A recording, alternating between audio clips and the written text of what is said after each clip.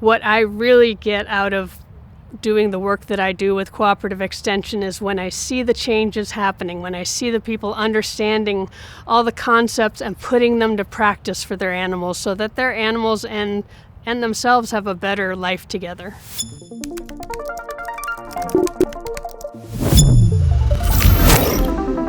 I work with all different audiences, from the recreational horse owner to the rancher to the tribal rancher to youth in 4-H or tribal youth, to help them understand what could impact the health and welfare of their animals. People can rattle off the temperature of a horse is this, the respiration, but until you actually get them putting their hands on the horse where they feel comfortable, you won't see the difference in their activities with their animals. A lot of background noise. You hear lots of background, and she's got it, so someone come up behind her. So it sounds like background noise, but you hear that lub-dub, and that's one count.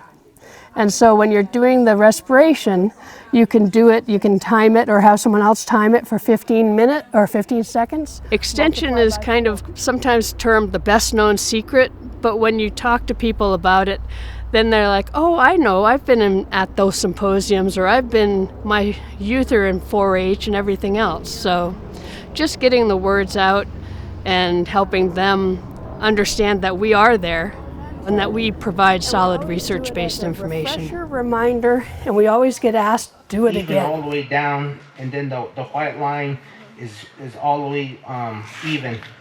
Versus this one where the dark pigment of the hoof wall is thinning out towards the bottom, but look at the white line right here, how it got thicker.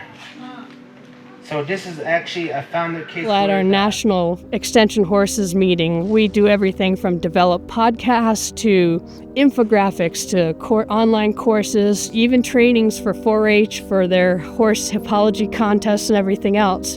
And the podcasts, one of them that we did was on ionophore poisoning, which is a concern here in Arizona, but also was happening in Oklahoma. We had 80 rodeo horses that were national finals horses get ionophore poisoning in Oklahoma.